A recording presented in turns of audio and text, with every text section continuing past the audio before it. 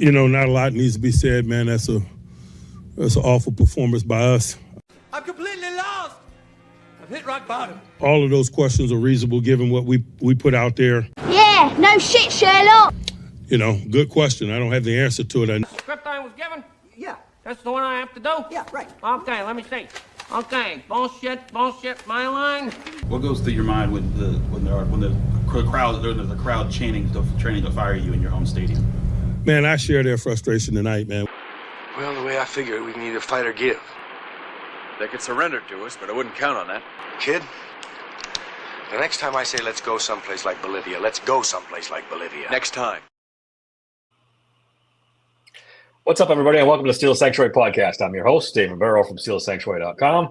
I've got Trent and Bob with me tonight. Dave is still in Disney with his family. He should be back next week. It's a good thing he wasn't here to see this because it was an embarrassing 26-7 loss to the Buffalo Bills.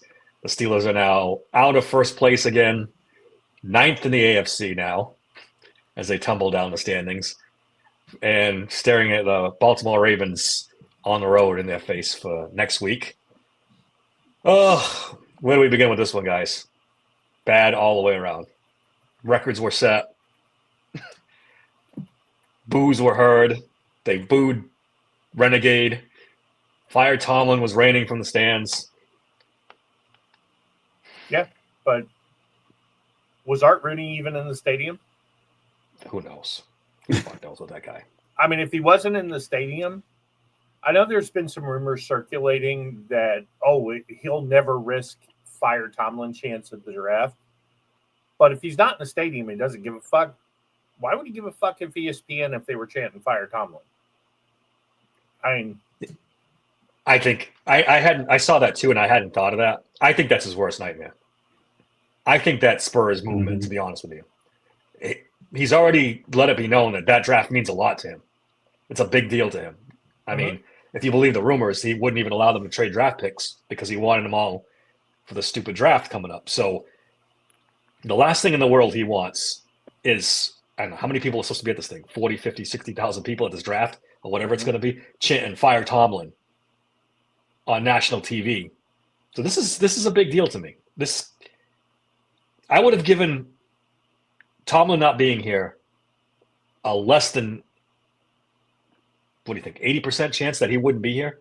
Now I'm starting to move the other way. I'd say it's gone from 99% back to, as much as we think it should happen, to maybe 90% back. Maybe it's moved the needle 5 to 10% for Art Rooney. Well, if we're just talking about Art Rooney? Yeah. He's going to need, I've said it all along. It has to all fall apart. If he gets to 8-9, 9-8, that's not good enough. Art Rooney's not going to fire him. I know it's painful to see these losses and be embarrassed. I know Steelers Nation hates it, but we need it. We need to bottom out. This thing has to flame up. That's the only way Mike Tomlin's leaving. Otherwise, it leaves Art Rooney just enough of an excuse to bring him back. So, I know Sid has already asked for Optimus, Bob. So I said this yesterday in chat, and I'll say it now. 8-9 is probably going to win the AFC North. Do you really want to see them make the playoffs at 8-9 and get their asses handed to them again in the playoffs? I don't want to see that anymore. Well, do I want to see them make the playoffs? Technically, yes, because we would host the game. And nothing is more embarrassing than getting just destroyed in the playoffs, which is where his issue lies. I think if he misses the playoffs, they'll twist themselves into a pretzel to make an excuse for him to come back. That being said, I mean, this division is so bad, it's embarrassing. Whoever gets the first game. But last time somebody who had an embarrassing record and got in, and they started all this, they shouldn't be allowed to host a home game. Pretty sure that was the Saints, and they won. So, might have been the Buccaneers. Buccaneers might have had a losing record a couple of years ago with Brady and got in. But no, Brady never had a losing record, I don't think. I think they were 8-9 his last year. I have to look it up. But anyway, what Where do we start? Offense or defense? I don't know. I just want to say I think Richard's right on this. The team actually quit. That was the first time I think I've ever seen an NFL team quit in the third fucking quarter in a game that you were still technically in. They gave up. As soon as Aaron Rodgers got sacked and got hurt, I think they quit. It was over. Maybe quit's a strong word, but they definitely got deflated after that because they knew he wasn't going to come back. Just real quick, Brady was 8-9 his last year with the Bucs. Was he really? I didn't know that. Yeah. All right. Interesting. Let's go ahead. Okay, well, I'm going to do this first because this is Trent's boy, and I've been waiting all year for him to go him. So I'm going to hit you with the cold, hard truth right up front. Let me get that. I am the cold, hard truth. Ladies and gentlemen, Cam Hayward is the worst leader in the history of the Pittsburgh Steelers. You're crying because a quarterback kicked you in the belly. Oh, and you got really mad and didn't do shit. You held out. You would beg for incentives. You're not going to come anywhere close to him. I know Trent says you play at an all-pro level, and maybe you do, but you're an all-pro pussy. And you know what? You could throw that shit at Pickensburg and get all back and forth with him. Hey, man, no problem. Throw it at us. You want to come on here and defend yourself? Defend the fact that the only playoff game you ever won was because the remnants of the old Steeler defense was there. You don't perform in the playoffs. You don't perform in big spots. You lead a lazy, fucking defense. And you know what? Ben should have been man enough to call you out to your face when he threw it out, that the reason he wanted to get out was because there were so many guys in the locker room who cared more about me than the team. He should have named your ass because you were the problem. Cam Hayward needs to go. TJ Watt has been a me guy. I've always said that. Cam Hayward's a me guy. We have too many me guys. You're mad about George Pickens. Well, maybe we should get rid of Cam Hayward and TJ Watt too. That's the cold hard truth. Woo! Coming in hot. I was going to ask you guys your opinion on that. I guess I don't need yours anymore, but I kind of felt the same way. He sounded like a whiny baby in that interview. That's the way he sounded to me. Like, Josh Allen need me, and now I can't protect myself, but everybody protects him. I'm like, come on. And it took him out of the game because he was John with Josh Allen the whole fucking game. He came off terrible in that interview. Yeah, as much as I love Cam Hayward, that it didn't. There's no defense for that. I'm sorry, but he's also a guy who's taking shots at quarterbacks when they're on the ground. He likes to drop that little punch that he does. Yeah. Right in the same area that he was crying about with Josh Allen kneeing him. So I think that was a bit atrocious the way he responded to that. And then to cause your team a 15-yard penalty, which was one of three after the whistle penalties that we took on the defense. Maybe if you guys aren't getting pushed around, maybe if you guys aren't getting beat up, then you don't have to worry about crying about shit after the whistle. And this defense did get pushed around and it did get beat up. And I think some of it was schematics, but I think there was a lot of it that was effort. Now I will say this. I did watch the All-22 today. The Bills did not run at Cam Hayward. The only time they ran left with any effectiveness was when he was off the field.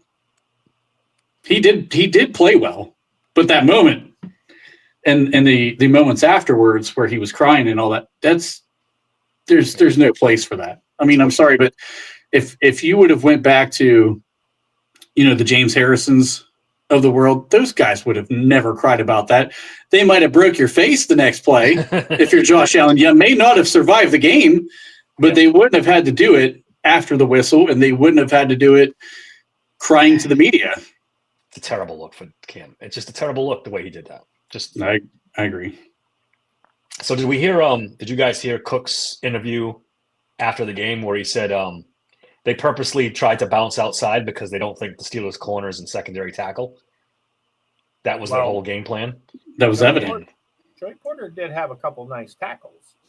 He also had a play with the Josh Allen touchdown where he gave minimal effort and then let go and kind of bounced away. Yeah, When and Josh- by the way, just let me throw this in there. If you kick your captain and you come in, wouldn't you fucking take his head off?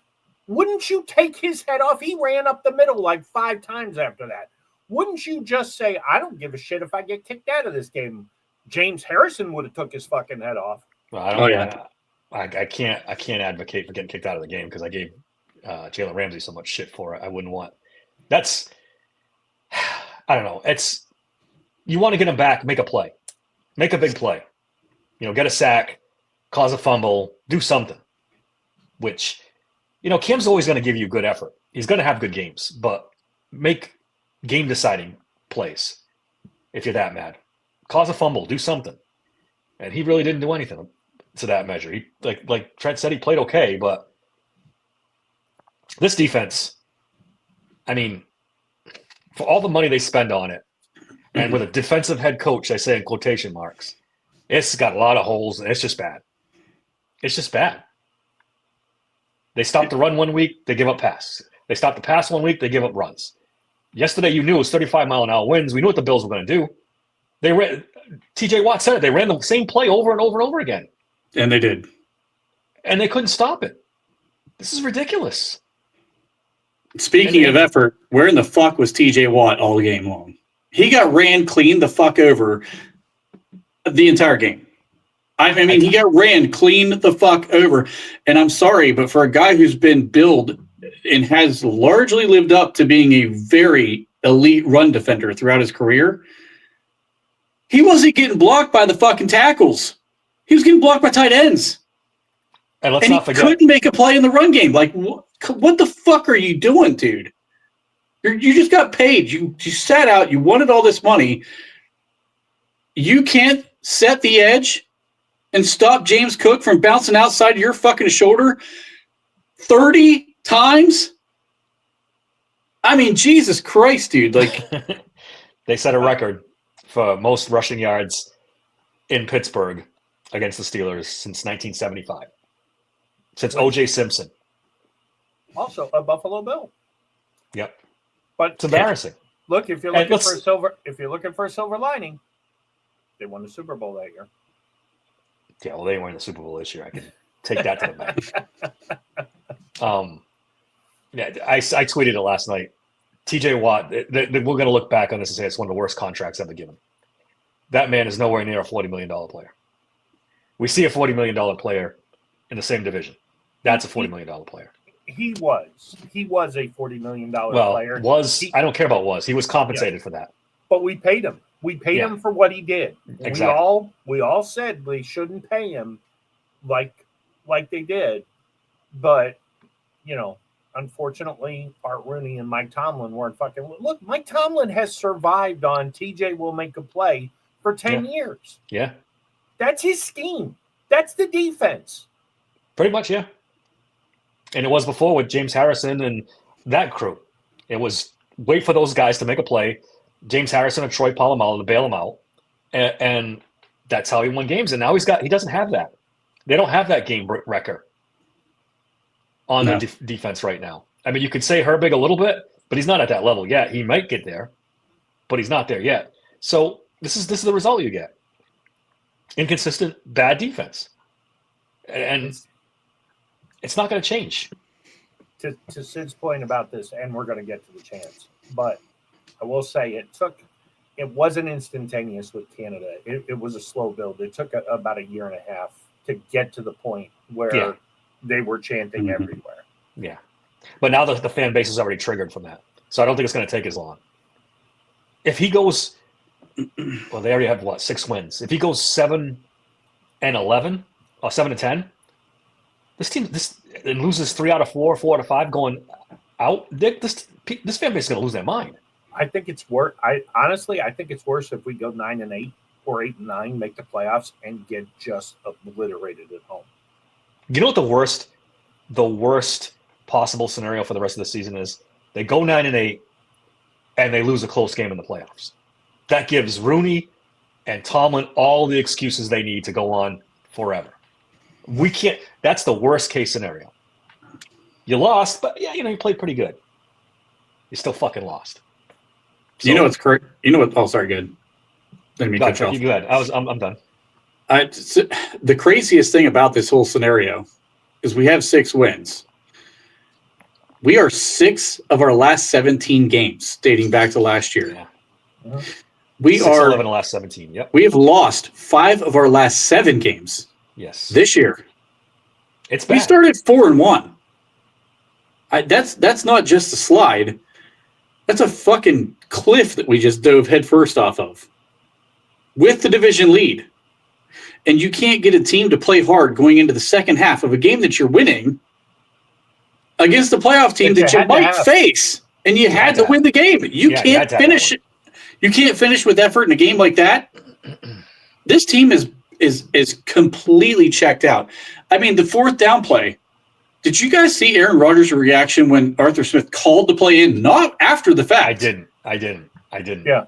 He literally made a gesture like, what the fuck are we doing right now? When the play call came in, he went like this. I got to go and look at it. They ran it. And of course, everybody by now has seen the fact that we have a fucking 230-pound tight end trying to block Greg Rousseau, who, by the way, has had one of the worst blocking grades for a tight end in the history of PFF. They should cut him tomorrow. He's just useless. He's terrible. And then you see Aaron right Rodgers routes. after that play, he does this, and he knew it wasn't going to work before it was called. He's pissed. He's over it. And the whole team is feeding off of it from both sides of the ball. I'm telling you, they're quitting. Well, I loved it at his press conference after when he suggested that people aren't showing up to film sessions. Yeah, it's he left it very gray, though. Is it film session with a team, or is it because he said something about extra film sessions with just the receivers? And if that's not mandatory, they should still go, obviously, if you want to be committed to winning. And he didn't. I wish he would have named names. And he kind of hinted it was John Smith. He kind of did. Yeah. But of course, all the Rodgers haters got on social media today. Oh, now he's throwing his teammates under the bus. Look, if you're saying as a 42-year-old quarterback that I'm willing to show up and do extra, he doesn't need extra film. But I'm willing to do extra film with you guys to show you where you should go. And, I think it was Kyle Brandt or somebody did a long soliloquy this morning on one of the shows where he clearly signaled choke to change the route at the goal line and Pat got the signal, Roman Wilson got the signal. They both ran the checked routes. Jonnu Smith just ran whatever the fuck he wanted to run. Mm-hmm. He said it. Yeah. Aaron Rodgers said it in the press conference. I gave him the check to cut inside. He cut outside. And then Aaron said he's a professional and he's probably sick about it, blah, blah, blah. But Jonnu Smith is useless. He can't completely block. And he's not good in the pass game. So what? And you're not using Freiermuth.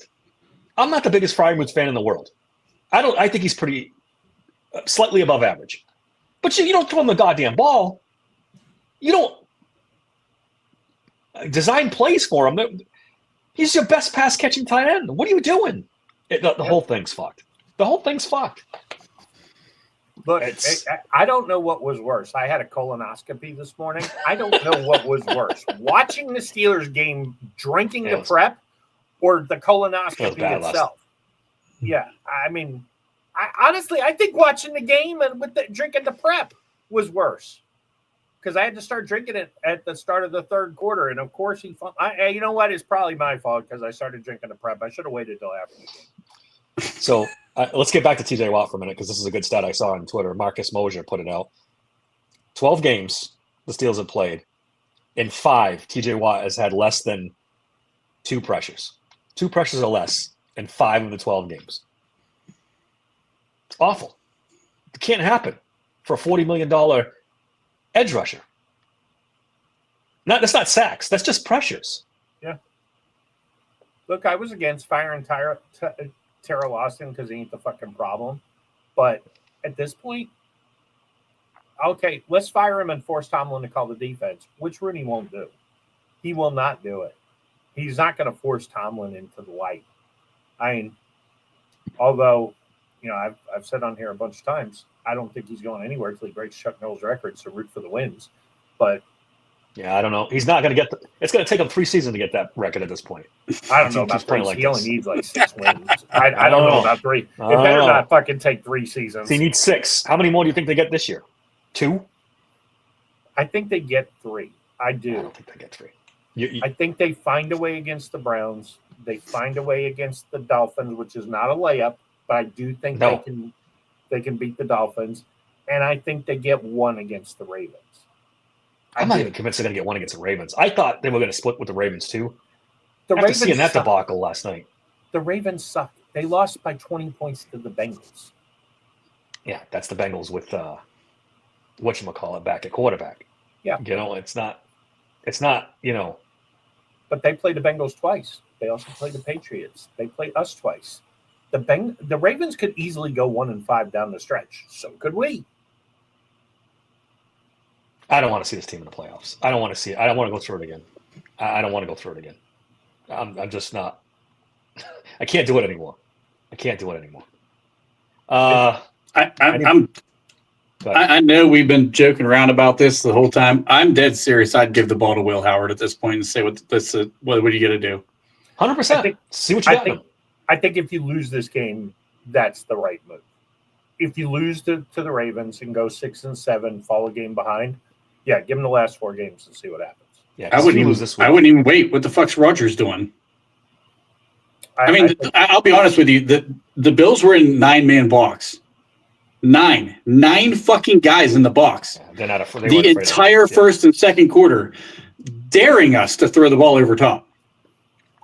And if Aaron Rodgers has any confidence in himself, he has any game left in him, you check the fuck out of your run play and you let the ball rip downfield. Imagine anybody having the audacity to try that with him in Green Bay ever through any part of his career in Green Bay. No. Never. You'd get fucking smoked. He'd put up 70 fucking points on you if you tried that shit. Here, no problem. But the sad truth is that even in his worst Green Bay rosters, the receivers were 10 times better than what we have. You don't think he knows? You can see the look on his face when he walks up to the line and says, okay, I should do this, but who the fuck am I going to throw the ball to? He's not. He could throw it to Roman Wilson, who's been fucked. He was open another 3 times this game for a touchdown. He threw the 1 out of bounds. It's such a multifaceted problem. It goes from Tomlin putting the clamps on Arthur Smith calling a bad game, Omar Khan not getting a second wide receiver. It's Aaron Rodgers being 40-something years old and a little bit brittle. It's all of it. It's all of it. I got some stats about him last night. We can't blame the wind when Josh Allen had no fucking problem throwing through the wind. What ball did he sail? He didn't throw the ball hardly at all, and he didn't throw the ball down the field at all. He threw it 23 times. I think Aaron Rodgers threw it 24 times. Yeah, and if you look, he didn't throw the ball downfield once. He didn't throw the ball. There were no deep passes. Everything was little outs. He had a couple down the middle, but but not deep down the middle. 10 yards. Aaron Rodgers had 10 completions yesterday. 5 of them went more than 2 air yards. Yeah. 5 of them were behind the line of scrimmage. And when it was 10 completions, it's awful, dude. When it's 23-7, he gets the ball back. He throws it to Darnell over the middle. That was a nice. Yeah, the Bills were in like a prevent. They were just letting him run clock. Yeah, not prevent, but they were off coverage. They weren't playing the regular defense. But he still completed the pass, and he showed that, hey, if I just go into 2 minutes and run what I want to run, I can find some guys. I know they were saying that on a broadcast, but I'm not buying that either. Look, they were showing from behind. Romo was showing the replays. Who the fuck's he going to throw to? Look, where are you going to throw this ball? There was times like that. There was plays like that for sure. And you know what? That comes back to the coaching too, because why are we running 3 tight ends and 2 of them are split out like receivers? And we continue to try this shit and they never get open. Yeah. This is what they want. This is what Tomlin wants. This is his dream offense. Dream offense. Garbage Everywhere. Well, conservative play. They highlighted the one where DK was, Rodgers held the ball. DK was going to break out and he fell. And you could see Rodgers had to kind of double clutch it. He was about to let it go. Otherwise, it's a pick. I mean, did Rodgers play great? No, but I mean, he all you looks had to do washed. is watch the guy who came in for a he's series cooked. and know he's the only chance we got. Well, that's that. You're right. There's nobody behind him. Yeah, That's why I'm saying just play Will Howard and see what you have in the kid, and then you know how high the priority for quarterback is next year. Yep. Oh, it's high. I was just gonna say it's That's what I'm very saying. high. I mean, it's like Aaron is not coming back in this offense. I don't want him back. He's not. He's not the guy. No, me either. he But was. early in the season, we were having that conversation about trying to Yes, get him we back were. for one. Fuck that. I don't want him back, and he sure as shit ain't gonna want to be back. Yeah, I don't think he wants to come back and play this. That look he had in the sideline. I texted you guys. It's a look of, regretting life choices. Coming here he's thinking to himself, this is a terrible idea. I could be in California in shorts. He could be in Minnesota in a dome. Yeah, that too. That wasn't him. I think Minnesota did. That's on Minnesota for not offering him a contract because I think he was holding out, hoping Minnesota would, and they didn't. Could you imagine if they did have him right now, though? That's a fact right there. The team does need to rebuild. Yeah, it does. But I think I forget who I saw on a podcast this morning when I was watching it. It was like Tomlin put a Band-Aid on with Fields. He put a Band-Aid on with Wilson. He put a Band-Aid on with Rodgers. He put a Band-Aid on and they need surgery, and they're not going to do it until Tomlin is thrown out of the building. That's what I'm saying. I've been saying it all year. Welcome to the Kyler Murray Steelers. Yeah. Kyler Murray or San Francisco's backup. Whatchamacallit, that played New England. That's what's going to be next year. Look, if you told me Clint Kubiak is the head coach with Mac Jones as the quarterback, I still don't want that. I don't hate that.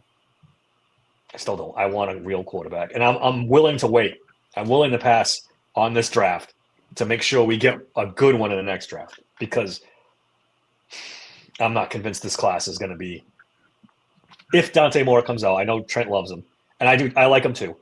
He's going number 1 overall, and you don't have a shot at him. So now we're back again to either. I personally love Fernando Mendoza. I would be all about having him. I don't know if he's a franchise quarterback. I don't. I do. He's a big, tall, rangy guy. Got a lot of mobility, and he's got moxie. The game he played awful in. He came back in that game, and let's face it, he's playing for fucking Indiana. Indiana sucks. Nah, and they he's got them in the national championship. They got a couple good wide receivers on that team. They got a great coach. Yeah. They're the number 2 team in the nation also, Bob. I don't know if you're aware, but they're not exactly a shit school. Well, before he got there, where was Cignetti. Yeah, they were definitely after he leaves, where are they going to be? Well, you're talking about Kurt Cignetti, not Fernando Mendoza, right? Yeah. I'm Cignetti's the coach. Yeah, but I'm talking about Mendoza Stagnetti. Let's bottom line. What were they 8-3 playing in the Liberty Bowl? I mean, big fucking deal. They were in the college football playoff last year without Fernando Mendoza. This isn't just Mendoza. This is the coach. He was. Yeah, and I heard they've already got a quarterback lined up in the transfer portal. I was reading something the other day. One of these kids at a smaller school that's pretty good. He's got it rolling now. He's going to have that team good for a while. Look, there's no bigger Lenora Sellers fan. I have touted him. He's going back to school. I have said it for months. Lenora Sellers, if he comes out, is a bust. If he goes back to school, he's a star. He's going back to school. This is not the year to draft a quarterback. Yeah. Even if I grant you Mendoza, he's not getting out of the top 5 either. And we're not getting in the top 5 unless you're willing to mortgage 3 first-round picks. I think to get up there. I think Ty Simpson will go before Mendoza. I think I don't know. If Dante Moore comes out, it'll go more Simpson, and I think Mendoza could be had in the 6 to 10 range. I don't think so. There's a lot of quarterback desperate teams. I think all 3 of them go in the top 5. Honestly, there'll be trades. You got to trade up to get them, but remember the Steelers haven't picked higher than 8th since they picked Terry Bradshaw number 1 overall in 1970. I know, but so this thought of us somehow getting a top 5 pick, we'll never get one with Tomlin. We'll never get one with Tomlin. That's like the Tomlin hamster wheel. Yeah, well, you never got one with Nolan Cowher either. No, But with Cowher, at least you got down to what was it? What they picked? 8th. Ben 8. Yeah. Well, Yeah, no, we- they picked Ben 11th. I was gonna say, but we picked Ben in one of the best quarterback classes That's that's what I come out in a mean. long time. So Wait till 27 when that class Yeah. is loaded. Just wait. Be patient. Wait.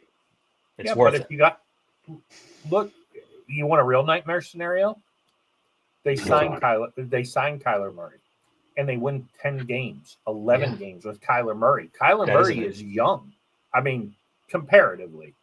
And then all of a sudden they decide, hey, Kyler Murray's our quarterback for the next 5 years. Then we don't draft anybody. Then what Well- the fuck happens? well, the good news is apparently our receivers don't go to film room. Neither does fucking Kyler Murray. So that film room is gonna be pretty clean by the time the staff gets in there. Oh man. I I Look, told you guys on Monday about the one and only thing they had to concentrate on was stopping Cook. I said it starts and ends with Cook, and they didn't fucking listen to me because he went off, and they went off. Oh, fire Smith and Austin, fire Tomlin. Tyrone, Yes. welcome to the podcast. You have found a home, buddy. We Yes, have you been have. preaching this since forever. I would if it were me, I'd go right down the line. Omar's gone. Weidl's a GM. Tomlin's gone. Find a new coach. Cam's gone. TJ's gone. We're starting fresh. We're starting over. Period. End of story. Patrick Yeah, Queen can tell his story walking too. He can go. You're Start one over. off. You're one off on the GM. I mean, Tomlin's got to go. We can I'm see not. what Omar can do with the power. And then the real problem is Art Rooney must retire. Art Rooney must retire. I'm about it. I've been saying it for years that Terry Bradshaw was right about Tomlin way back when, that he's just a cheerleader. But until Art Rooney goes, Tomlin does not go. Art Rooney doesn't have the stones, or he's got something on him to get rid of him. I agreed with you up until yesterday. Now, with the draft thing and people saying fire Tomlin, which I never thought I'd hear in the stadium. I never thought I'd hear it. This thing's going to ratchet up quick. 2 more losses. If they lose 3 in a row and lose to the Ravens, which is in Baltimore, the next game's at home, this place is going to be a fucking zoo. They fall behind, it's over. It's the Dolphins after that, right? Oh yeah, the first 3 and out where we do a delayed draw in 3rd and 8, or a check down on 3rd and 8, and we don't even try to get past the sticks. They're bullet renegade last night. Yeah, which they should be. You're down 26-7. Who gives a fuck at that point? Yeah. Somebody didn't read the room on that one. It was 23-7. Technically, it was a 23-7, 2-score game. It's still, give me a break. And look, bottom line is 23-7. They get the ball. Aaron marches them right down the field, gets them inside the 10. And we've already talked about it, but the asinine, ridiculous play call on 4th and 2, I mean, it didn't make any sense. It doesn't make any sense. All of a sudden, he marches you down the field throwing the ball. Throw the fucking ball. I've done a complete 360 on Arthur Smith. I started out hating it. Then little by little, I'm like, well, he's pretty serviceable. He's not bad. And I'm right back to he sucks again. I'm right back to where I started from. He has a pretty good script, first 15, 20 plays, and then he's shit for the rest of the game. Was he shit, or is he being influenced? We never know. We'll never know the true answer to that. I have a feeling you're right, but I put he wasn't that great in Atlanta, and now he's doing this shit here. He was the offense wasn't really the problem in Atlanta. Their quarterback play was awful. They didn't have good quarterback play. You're right. They had terrible quarterbacks, and I don't know who's responsible for drafting. It probably wasn't him alone, obviously. To be honest with you, the guy who Arthur Smith wanted is the guy, and as bad as it's been in New York, Arthur Smith and Justin Fields were a marriage made in heaven, and we threw it away. And look, do I think we'd be some juggernaut offense? But look, Tannehill was not great before Arthur Smith. He wasn't great after Arthur Smith, but he had that little window as a big mobile quarterback where he looked really good. And I would have liked to have seen the Fields experiment, but did you hear the latest out of New York though? They What? want him to do a Taysom Hill role, and he refused. He said, "I'm not doing that." Which makes sense because I wanted them to kind of use that. Once they went to Russell Wilson, I wanted him to use Justin Fields in that way, and he probably told Steelers no too. He doesn't want. He thinks he's a quarterback, which he's not. Look, He's not a Taysom Hill tight at end. best. He's not a tight end. Well, Taysom Hill was quarterback, running back. You know, they use him in the slot. Yeah, but his position is tight end. Yeah, but that's not the way they use him. Yeah, They use him all over the place. All right, so he doesn't have to play tight end, but he can do other things to help the team because he's not a quarterback either.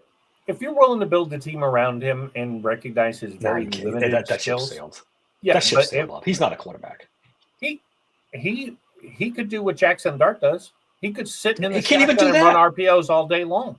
He's failed in 3 different places. Well, you can argue whether he failed. Did he in fail Pittsburgh or in not. Pittsburgh? Yeah, you can make an argument, but the Jets gave him every opportunity, and he shit the bed.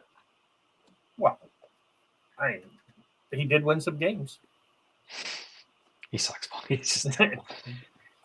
You know what's sad? If you take out the red zone numbers, he was better than Russell Wilson and Aaron Rodgers has been in between the 20s. Name me one game that we've had between Russell Wilson or Aaron Rodgers against a winning team like what Justin Fields put up against the Colts last year. Because he went off against the Colts. Yeah. Crickets. Yeah. I You're think right. Facts Only is coming around to my point of view. I started saying this a couple of weeks ago. I do not believe that there is a trade market for Mike Tomlin. I totally disagree. That's just not true. I saw a guy from one of the Miami newspapers on Twitter saying he would love to get Mike Tomlin over there. He's the perfect guy to change the culture in Miami. Blah blah blah blah blah. There's like a half a dozen teams are going to fall for that bullshit. Mike Tomlin's going to come here, change the culture, make us a winner. Blah blah blah. They'll talk themselves into wide receivers stunk in Pittsburgh. They didn't do this. They didn't do that. That's why Mike Tomlin's not doing well. Little do they know, not one decision in Pittsburgh doesn't get thumb stamped by Mike Tomlin. Not one fucking decision. Yeah, exactly. When Draft, Stephen A. free agent, everything. When Stephen A. Smith, a Tomlin sycophant, gets on, and if you didn't watch his rant this morning, go watch it. Well, he's a Steelers fan, so you could see him going crazy because he watches these games like the rest of us do. Yeah. He just gets frustrated. So I'm telling you, He also said at the end of that there would be a minimum of 20 teams lined up waiting to get Tomlin if he gets let go. Which is a lie. It's a lie. It's a fucking lie. 20. I don't know about 20, but every single team with a coach in opening would want Mike Tomlin. Every single one. No matter, I bet there's 10 teams. Pick the number. And some with coaches that I bet would fire their coach to get give Mike up Tomlin. a first round draft pick. I don't think there's any. Oh yeah, there is. Give up a draft pick if he was available, like completely available. I don't have to give anything up. I'd be inclined even to for a agree draft pick. somebody will take a chance. They won't, because the Bears are probably thanking their lucky fucking stars that they didn't. New Orleans.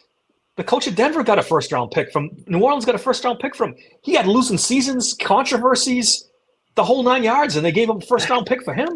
Hadn't even coached in a year, and he skipped and he sat out a year. Yeah, on purpose to because he wanted to go to Dallas. But Bob, the thing is, there are owners in this league that would sell a first round pick to get a guy who is not going to have a losing season. They don't give a shit about the playoffs. It's revenue. It is a guy who's competing, even though we hate it here because the messaging is all gone stale. They would rather pay to get asses in their seats, to sell their memorabilia, all that stuff, like just to get Tomlin in the building will change the win-loss record. They don't care if he goes 9-8 because their franchise probably hasn't gone 9-8 in fucking 6 years. They'd rather go 9-8. They'd give a first-round pick for that. And I keep saying it. Tomlin still hasn't had a losing season yet. He still might pull this off. Okay, well, let's put it this way. If you're the Cardinals, do you give up a first-round pick? If they fire their coach? he's a young coach. Depends if they keep him around in another year. This is year 2 for him, or Well, 3. Yeah, Gannon? he's on the hot seat. He's on the hot If they seat. fire him, they would. If- And yes. the Cardinals are dysfunctional, so Yes. more than likely It's they the will fire him. perfect situation I'm talking about. Dolphins all day. That For sure. owner is desperate for a winning team. Yes. Desperate. The Falcons, desperate No, for a win. They no. don't have a first round pick, unfortunately, but I don't they're going to think- fire that coach. They're going to fire that coach. He lost to the Jets yesterday. And Yeah, Raheem Morris and Mike Tomlin are close. They're very close in personality. The difference is Tomlin's been a more successful head coach than Raheem Morris has been. Yeah, Atlanta would have run the risk if they hired Tomlin of him keeping Raheem Morris on as a defensive coordinator. they really would. But would that be a That's bad thing for them? He wasn't a bad defensive coordinator. Yeah. And that might be the first legitimate defensive coordinator the Steelers have had, Mike Tomlin's had since LeBeau. Yeah. I mean, that would almost be a win-win for Atlanta. Well, Atlanta doesn't have a first round pick, right? No, they don't. No, because they traded it away. I'll take their 27 first round pick, and they Yeah. can keep anything this year. I'll take their 27. Look, would you take a first round pick from the Browns? 100%. Yeah. And I'd would drive them to absolutely Cleveland. do it. And I'd then I drive them would to Cleveland. I'd actually rather have Stefanski as a head coach than fucking Tomlin anyway. At least he coaches offense Tennessee would do it in a heartbeat. Now, instantly. it's the first pick overall, so you might have to take a 27 instead of a 26. But yeah, they do it in a heartbeat. New Orleans, they just hired a coach. In that scenario, even if you take the first pick of the second round, that's almost like having a first round pick. I'd hold out for a 27 first. But yeah. The Giants 100% would. 100% would. I don't think they would because they got Jackson Dart and they're not going to bring in. No, they do it. They do it in a heartbeat. I'm telling you, the Cleveland. market for him is overrated because It's of not. people have It caught really isn't. on to because he does not win playoff games. That's why I said if you think the market's dry, if he goes 6-11, message is stale, change of scenery, blah blah blah. They go 9-8, win the division, get blown out in the playoffs. I'm telling you, there's not going to be a market. I'm telling you, there's not going to be a market. We won't have to argue about this too much longer, but I agree to disagree. I completely disagree. I think there's a market. There's a big market. Yeah, it's like John asked earlier, what would you take for a TJ Watt package? There's no TJ Watt package. There's no. No, that ship might have sailed. Yeah, that ship has sailed. You might. He's a second round pick at this point. I don't even think you get a second anymore. Honestly, You do. He's been double teamed. I mean, he's almost double the next closest guy in double teams. if I get offered a second round pick, I am jumping. Well, yeah. Look, you know what they really should have done is they really should have traded Hayward while they could get some value for him too. You could probably get a third or fourth for Hayward in the right situation. He's still putting up good tape, man. Yeah, he's still putting up good tape. Maybe it might be a fourth because he's that far up in age, but I take a fourth for him. I mean, at this point, play all the young guys. Say, fuck it. Just come out and say there was a time when. God, sorry. There was a time when Tomlin did that, when they transitioned from, Aaron Smith and Kiesel and all them, and he started playing Cam, where he just came out and said, "Hey, here's the starter. Here's the starter," and they put Cam Hayward in the lineup. Do it again. Derek Carman, YA didn't have a great game yesterday, but he's young. I think he'll be okay. He actually played better as the game went on. Yeah, he started out rough. He had the run defense. The run defense falls apart without Derek Carman. I think I was looking it up. Their 3 worst run games were when Derek Carman was out. The Jets ran up and down on him. Seattle ran up and down on him, and now this game. And Derek Carman was missing for all 3 of those. They fall apart without him, and I don't know why. You still have Cam Hayward in there. They ran away from him all game. Yeah, I guess. I mean, that's all it is. They ran away from him the entire game. They ran straight at TJ Watt. Joey Porter Jr. had no contain. He was 10 yards off. That's why Cook was able to bounce outside. I mean, hell, I was watching. I'm like, where in the hell is the second half adjustment to this play? Because they've ran the same damn play every single time, and they brought Duggar down to the line of scrimmage. But you know where they lined him up? You would think they'd line him up outside of TJ since they ran his ass over, and they ran outside of TJ the whole game. No, they put him inside of fucking TJ Watt. That was the adjustment. Yeah. So the same fucking guy who blocked TJ was blocking fucking Duggar. I'm like, what in the hell are we doing? The whole coaching staff just needs to fucking go. All three of them, both coordinators, Tomlin, clean the fucking house and just get moving on. This is it's atrocious. There's not one I would keep in this coaching staff. Not one. They can all go. Pat Meyer, see you later. Austin, goodbye. Arthur Smith, goodbye. Uh-huh. They're all terrible, and that's on Mike Tomlin. He picked all these clowns. He picked them all. Which is again why I don't think there's the market that you think he is. I mean, GMs are not dumb. They're looking at, holy shit, if he comes, unless you could get it to where you get a real strong GM. The culture in Pittsburgh is always murky. Nobody knows, although we kind of all know.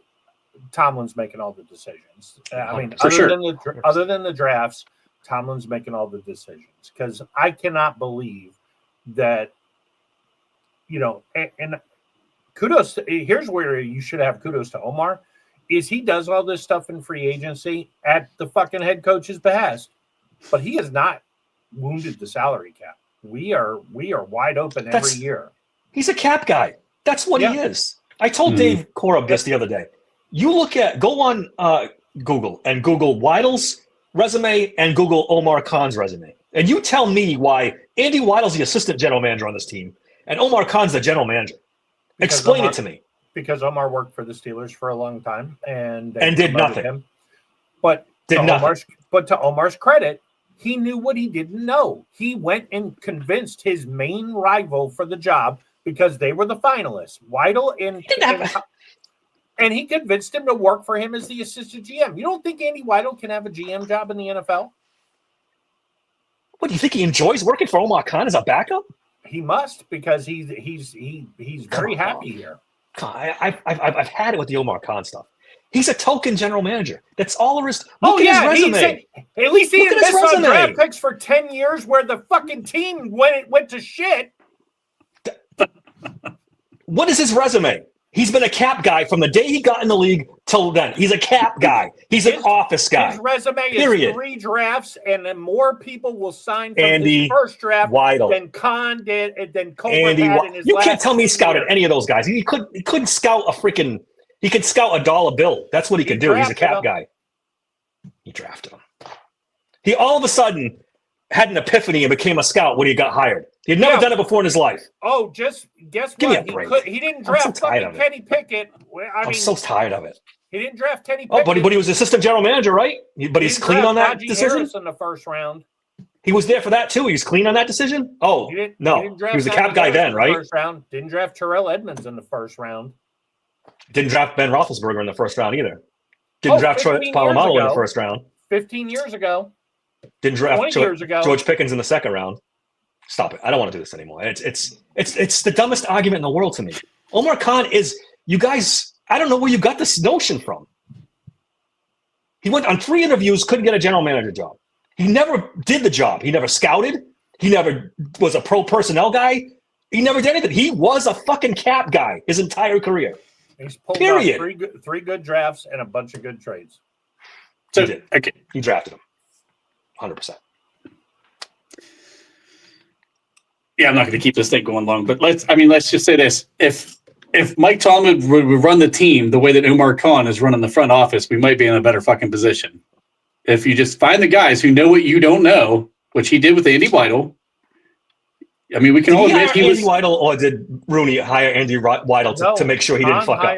Khan, I think everything I read said Khan went after Weidl. I think he was told to hire Andy Weidl because Andy Weidl interviewed for the job too. He was one of the interviews. Yeah, they were the 2 finalists for the job. Again, the last thing I'm going to say is go look at their resumes and you tell me why one is, because one carries Mike Tomlin's water and the other one helps him carry Mike Tomlin's water. And one guy did all his best work with Bill Cowher. What are you talking about? Kevin Colbert did all his best work with Bill Cowher. Just stop it. All right. How about this, Dave? Why don't you talk about your poll you put out there? Speaking of Cowher. It was a landslide poll. I asked on Twitter who was a better Steelers coach at this point. Was it Mike Tomlin or Bill Cowher?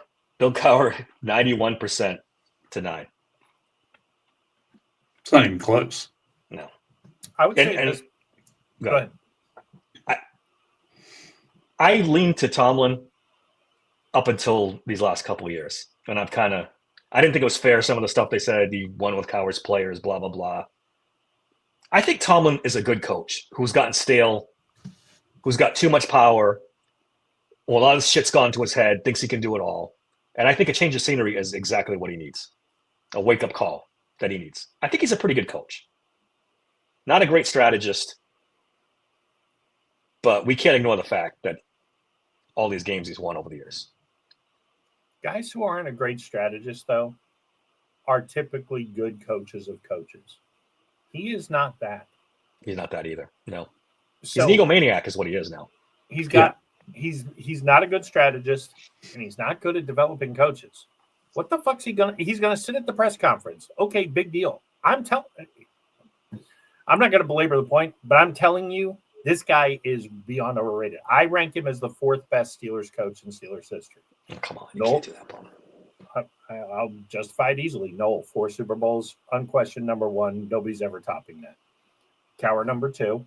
Jock Sutherland, who only coached the team for 1 year and had their only playoff appearance and also won 4 national championships at Pitt back in the 40s. I'll take him. He died right after the season. I'll take him over Tomlin, and then I'll put Tomlin Jesus fourth. Christ. You can't bring a guy So from we're the 40s up.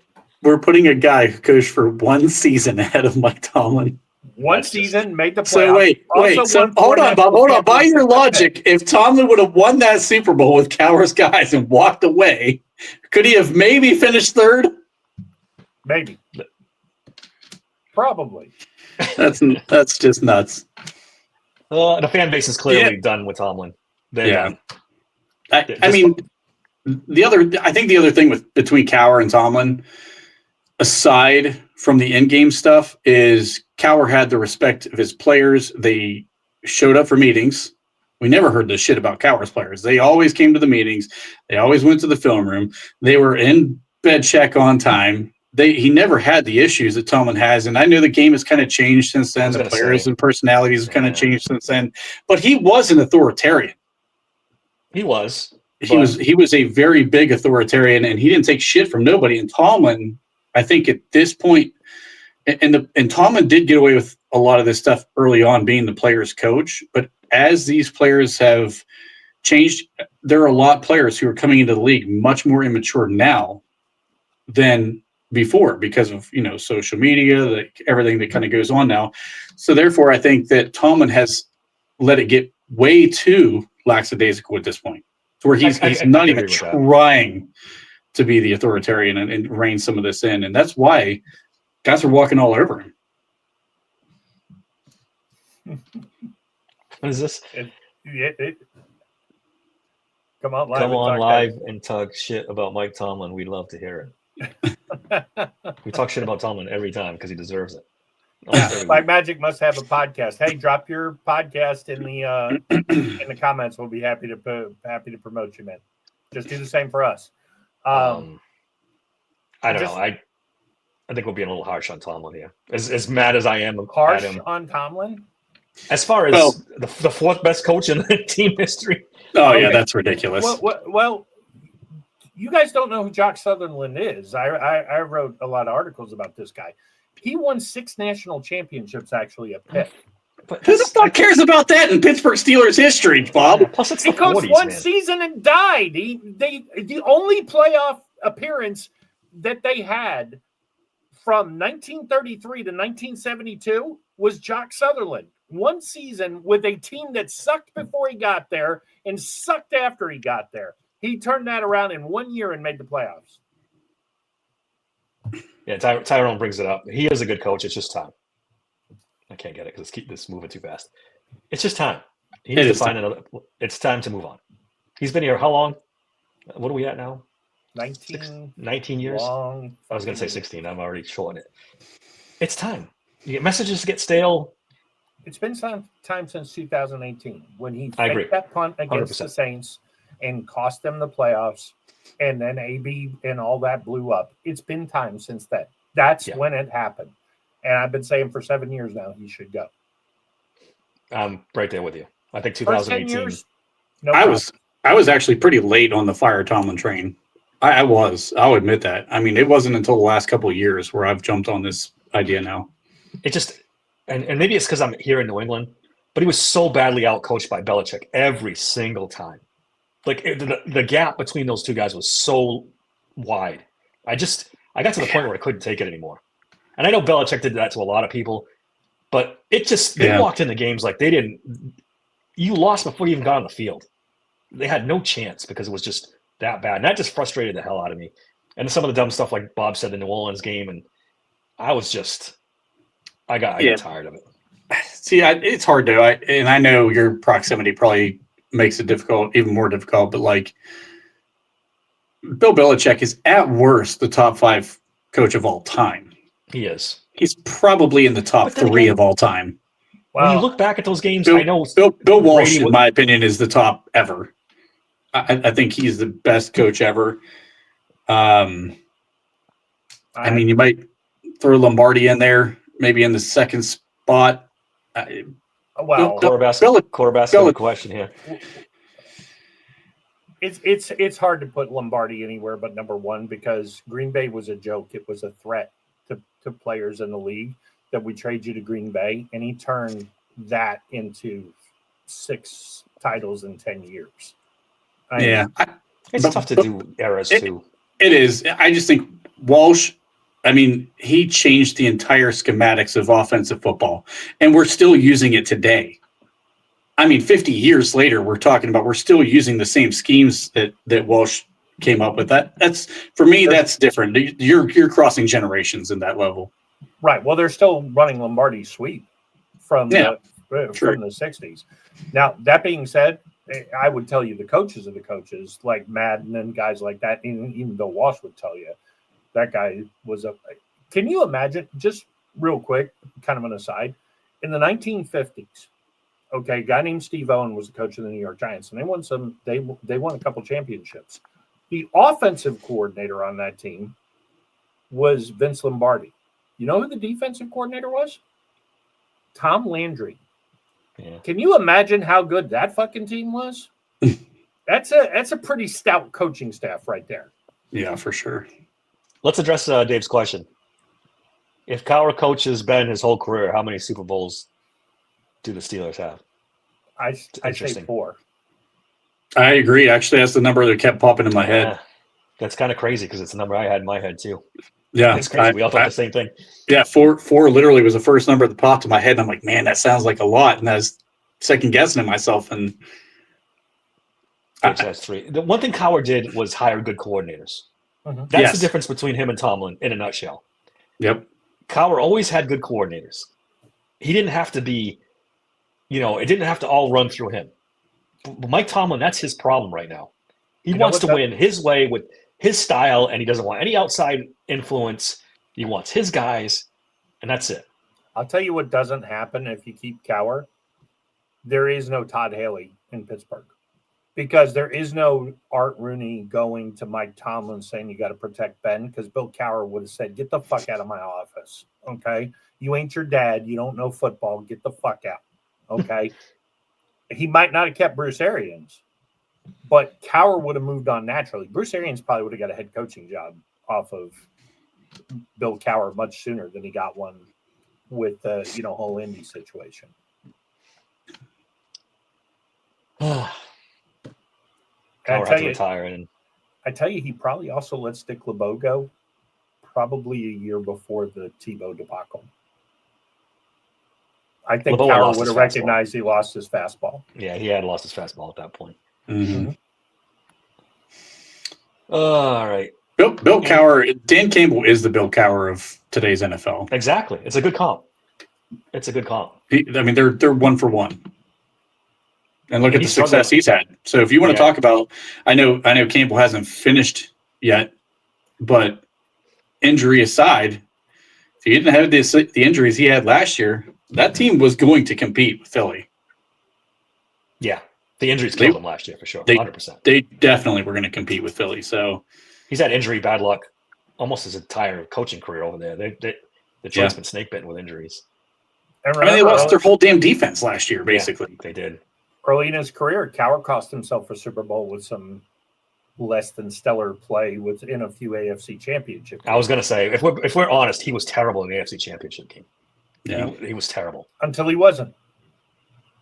Well, he won 3, right? He started out 1-4, and he ended up, I think, 3-4.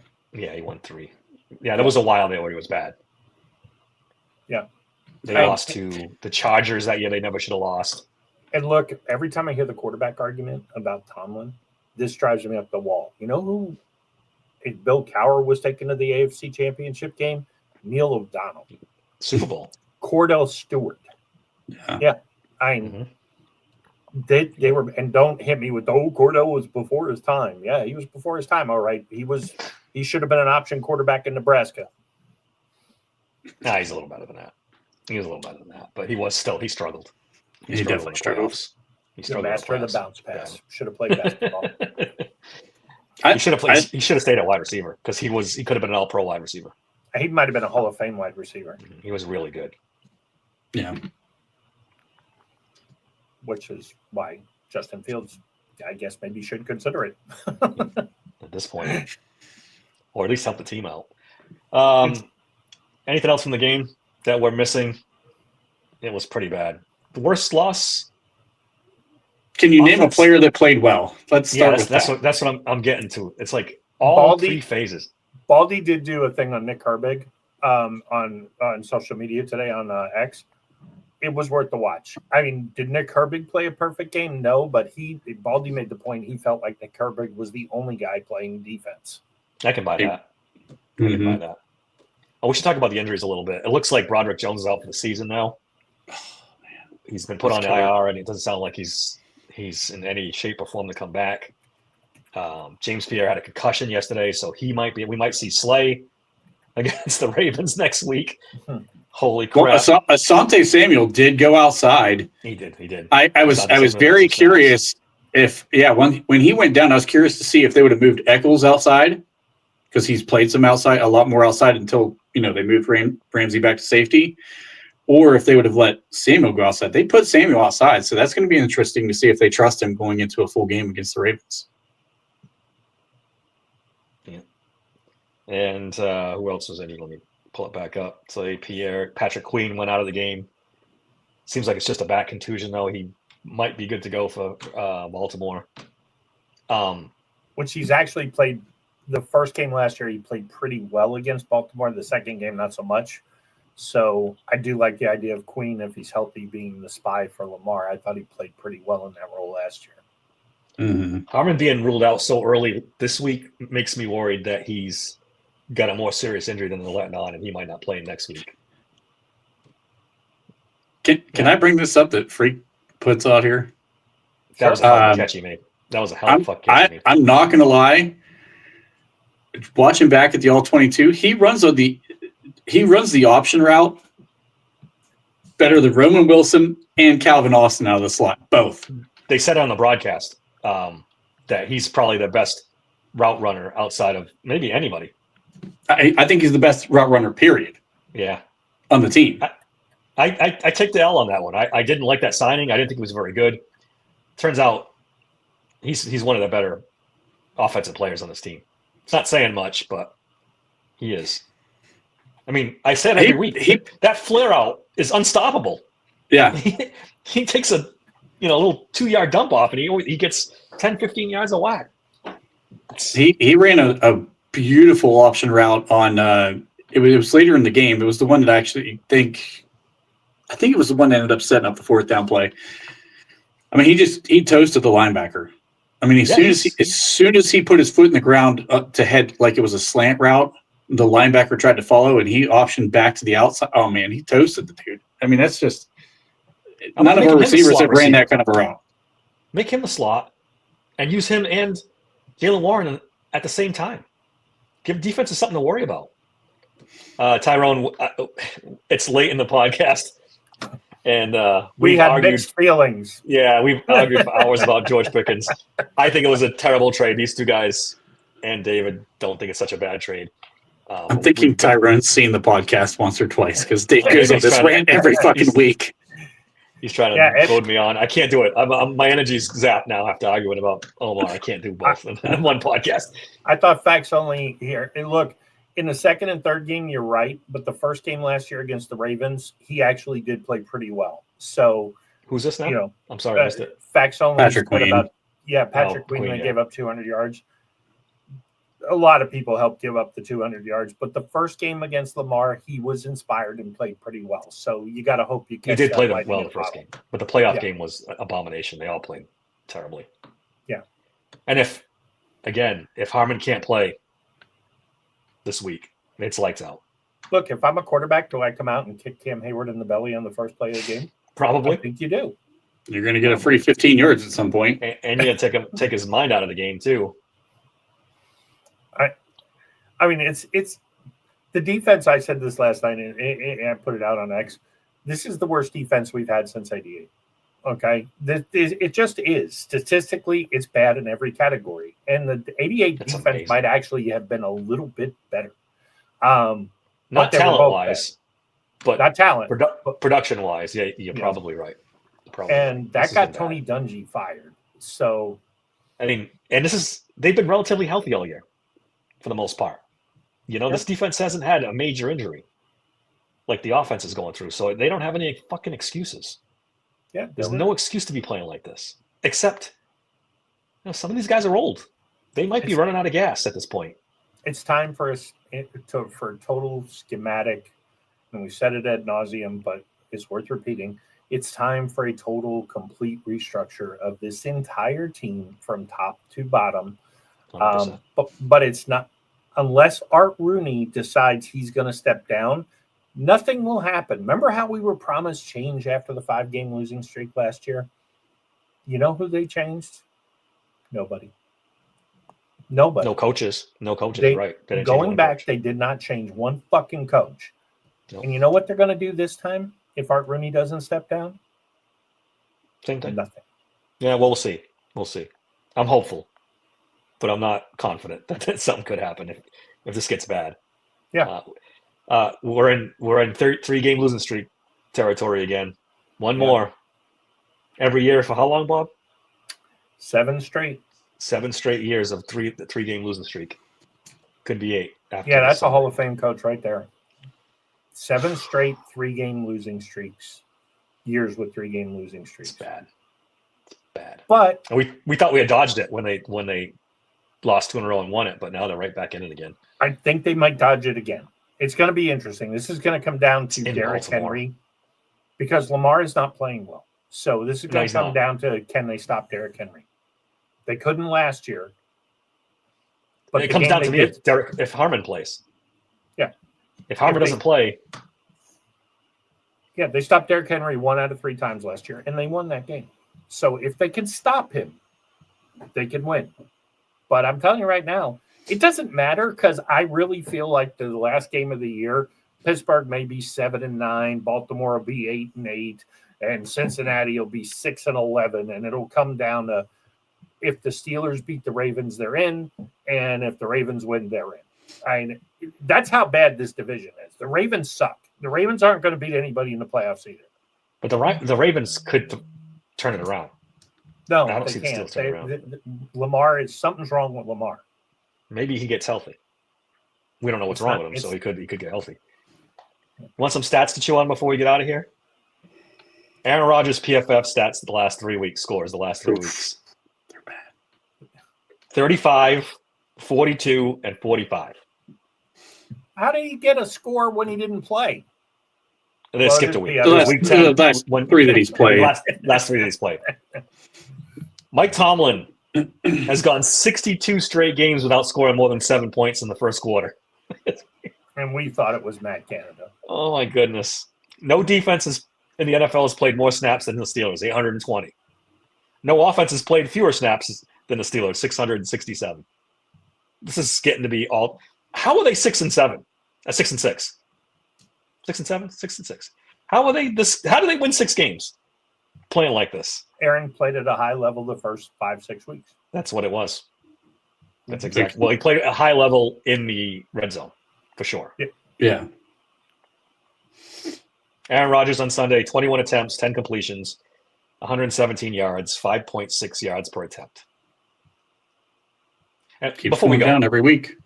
anybody want to take a swing at these rumors about Mike Tomlin going through something? I've seen wild stuff on the internet today. Actually, I do want to say one thing about that. Okay, look, I don't know if it's true or not. I don't care if it's true or not. But this whole notion on social media that is somehow not fair game to talk about that, I would point you at Urban Meyer. I would point you at Bill Belichick.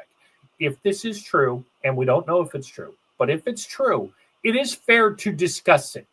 Okay? What are we talking about? Because I don't even know if what's true. You're not. You gonna text it to me after? Because I don't. I haven't heard anything. There's a rumor that his wife's sick. No, there heard may that be an issue in his personal life. I'll just leave it there because I don't. Oh, wanna, I did hear that one too. Yeah, I don't want to. Yeah, we shouldn't be spreading that. Yeah. But yeah, you're right. If that's the case, then it's fair game. Yeah, he did it to himself. I mean, we they don't know did if it it's to true, Urban so Meyer. Yeah. Multiple No, if you do times. something like that, yeah, they do it to players. They air out the players' laundry if they do something like that. So, yeah, I mean, I would like to hear that it's, true or not true. I don't really believe it. I think Tomlin's focused on one thing and one thing only. It's football. He doesn't give a shit about it. So, but it would explain. I could be wrong. I could be wrong. It would explain the "I don't give a shit" attitude at press conferences. It really has been. It's been a marked change this year. If his wife is sick, it would really make sense. If she's going through something bad, then it would really all make sense. The shortness, the crankiness he's at the press conferences, all that. There's a lot of things that could explain it, but that would be one of them. I think he's upset he didn't get to sign Dino Tomlin. Jesus. Also a possibility. Oh boy! Anything else, guys? Before we wrap this up. No, other than fantasy, Unfocused Fantasy Football will be back on Wednesday. Please like, share, subscribe, support the podcast. Nothing says Christmas like a Steelers Sanctuary Cup. So yes. Hit that store. I'll post the link in chat again. I posted it earlier. Here we go podcast tomorrow night. Tomorrow night. You're not doing it with Corey, right? Because he's not this week. He'll be back next week. So is Colin making an appearance? I'm gonna have to confirm that here. I still haven't confirmed with him yet, but fingers crossed, Colin. Fingers crossed. We'll be on. If not, enjoy a long ass rant by myself. Let's go. I may be able to come on with you as a pinch hitter if necessary. Me or Bob will try to get on. We won't let you go unless you want to go solo. That's totally I don't care. It's whatever. I couldn't do it, man. There's no way. Until next time, don't forget to like, subscribe, all that nonsense. Yeah, guys, please. A lot of new faces in chat. Please like, subscribe. It really helps us out. That helps us out a ton. Until next time, thanks for listening to Steel Sanctuary Podcast. Life moves pretty fast. You don't stop and look around once in a while, you could miss it.